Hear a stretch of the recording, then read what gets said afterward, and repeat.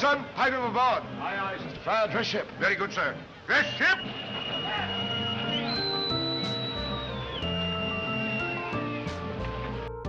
A Brief History of Man's Maritime Mastery. Chapter 17. A Young Nation's Navy. A small man, impeccably dressed in the uniform of America's Continental Navy, paced the quarterdeck, his gaze fixed on a distant crowd of sails.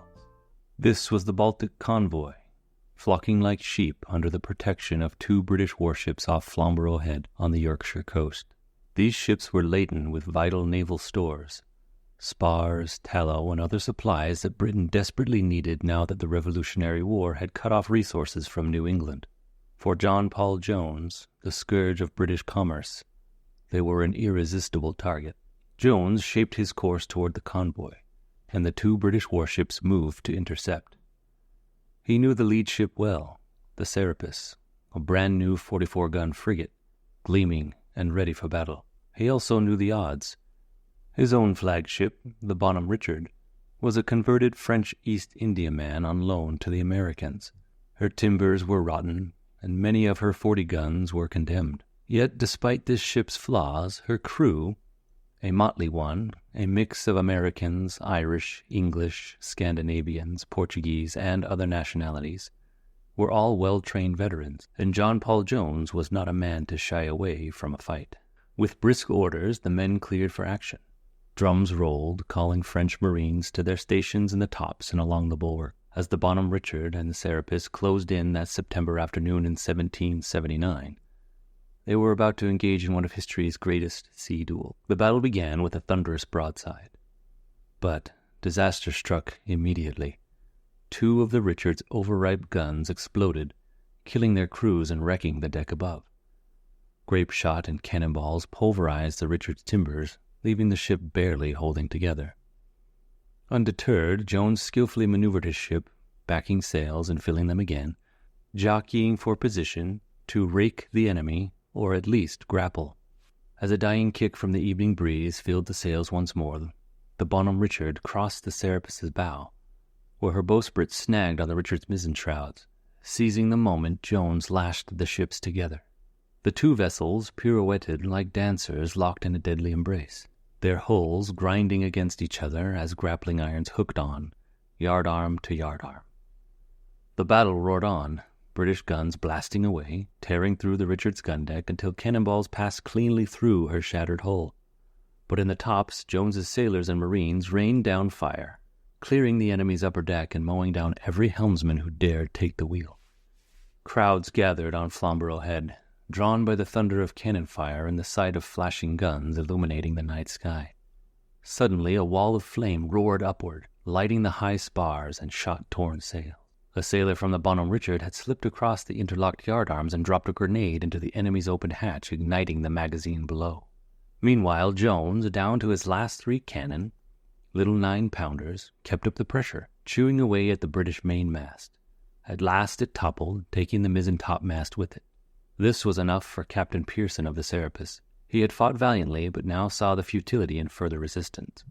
He later recounted, "I found it vain, and in short impracticable, for the situation we're in to stand out any longer with the least prospect of success.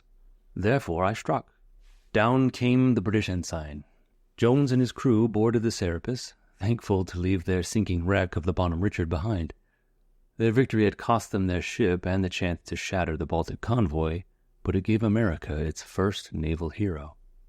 John Paul Jones had not only fought against the odds, he had etched his name into the annals of history, proving that the fledgling and hodgepodge American Navy could challenge the might of the British Empire on the high seas.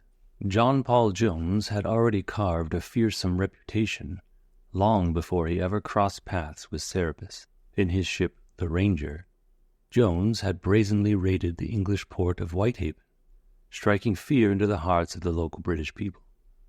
He even set foot on Scottish soil, seizing the silver plate from Lord Selkirk's manor, a prize he would later, in a gesture of chivalry, return.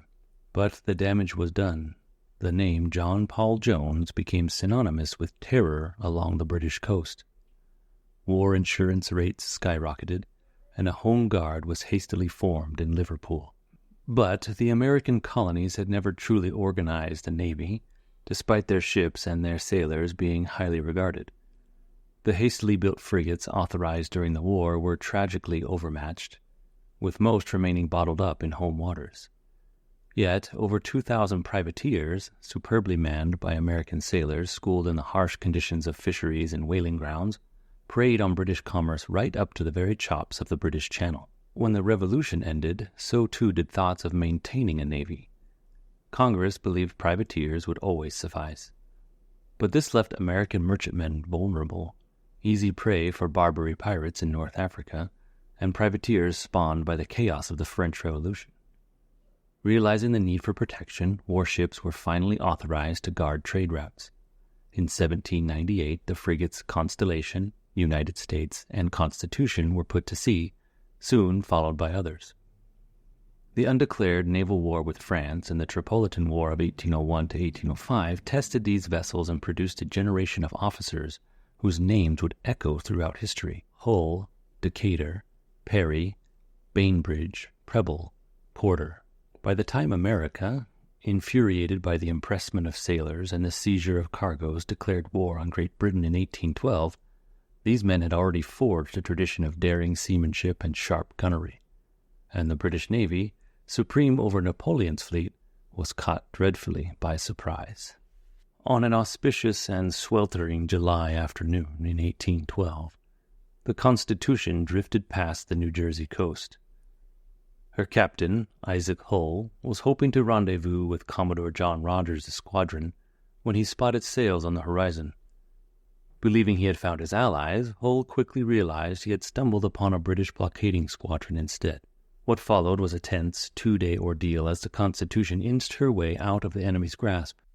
In the stifling heat, Hull's men toiled relentlessly, piling into boats to tow the lumbering frigate. They scurried back aboard whenever the wind freshened, but when the breeze died, it was back to the boats again, trying to outpace the British ships creeping ever closer. Desperation, as it has been known to do, led to innovation. A light kedge anchor was rowed far ahead and dropped, allowing the crew to haul the frigate forward by brute force. Again and again they repeated the process until at last the Constitution slipped free. Hull's perseverance paid off, setting the stage for a battle that would shake the British Empire to its core and elevate the United States as a true naval power. This time, the Constitution was rolling south from Halifax when Hull spotted topsails on the horizon and bore down to investigate. The ship was the British frigate Gruyere, one of the squadron that had chased the Constitution only a month before. As the two ships closed rapidly, the Gruyere fired a long-range broadside that fell short. Both vessels altered course, running downwind with the Gruyere ahead, her guns silent as she closed the gap. Then, with a sudden burst of speed, the Constitution surged forward, right into range. Hull's well-drilled gun crews unleashed a devastating broadside, ripping into the British ship and carrying away her mizzenmast, which trailed over the side, pulling the Gruyere off course.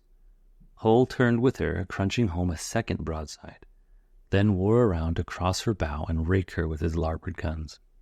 The Gruyere's mast came crashing down, leaving her a smoking hulk, helpless and defeated. Her captain had no choice but to surrender. Hull's victory sent shockwaves through the British Empire. It set the pace for a string of American naval victories. Stephen Decatur, commanding the United States, met Britain's Macedonian and smashed her at long range 600 miles off the Canaries. The sloop of war Wasp battered the Frolic, and the Constitution, by this time affectionately nicknamed Old Ironsides, pummeled the Java into a wreck. Even in defeat, the U.S. Navy found ways to rally.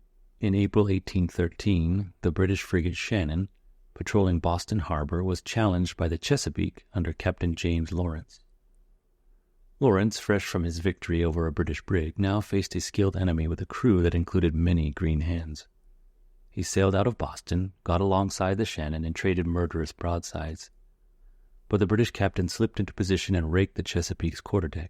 Lawrence was mortally wounded, and his crew, demoralized, could not hold the line.